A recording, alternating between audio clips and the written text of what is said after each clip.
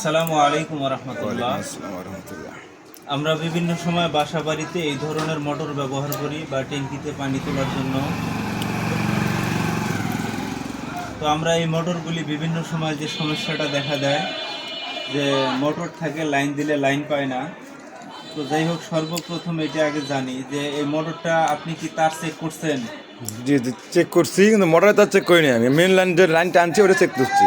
মানে যেই তারটা মোটরে এসে সংযোগ দিছে, লাইনটা না, ওই তারটা চেক হয়েছে? জি, ওটাতে কি মানে লাইন ঠিক আছে? ওটা লাইন ঠিক আছে, টেস্টার শো করছি, হ্যাঁ। লাইট আসে, কিন্তু মোটর চালু হয় না। আচ্ছা, যদি ওইটা ঠিক থাকে তাহলে আমরা সর্বপ্রথম যেটা দেখবো সেটা হলো যে মোটরটা আসলে ফ্রি আছে কিনা। তো মোটর ইনশাল্লাহ ফ্রি আছে।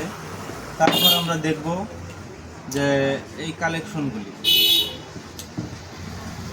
কালেকশনগুলিও ঠিক আছে, তাতে এটাতেও কোনো সমস্যা নাই। তো এখন আমরা টেস্ট করব।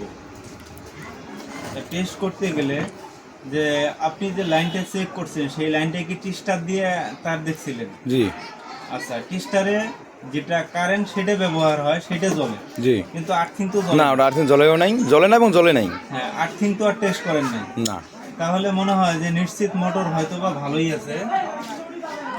আচ্ছা ঠিক আছে, তারপরেও একটু চেক দিয়ে দেখি।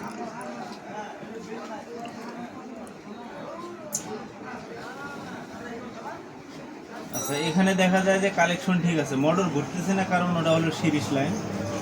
তো আমরা ডাইরেক্ট লাইন দিয়ে দেখি। তো এখন একটা জিনিস বোঝা যাইতেছে যে আপনি যে আর্থিংটা ব্যবহার করছেন সেই আর্থিংয়ের মধ্যে কোথাও বিচ্ছিন্ন হয়েছে, যার কারণে সেই মোটরটা চলে না। তো যাই হোক, মোটর ইনশাল্লাহ ঠিক আছে।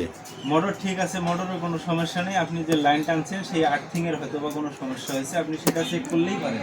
তাহলে তার এখন আমার আর্থিং কারেন্ট দুইটা তারে খুলে চেক দেওয়া লাগবে। হ্যাঁ, অবশ্যই। তাহলে আমার মোটর আমার ঠিক আছে না? হ্যাঁ, মোটর ঠিক আছে।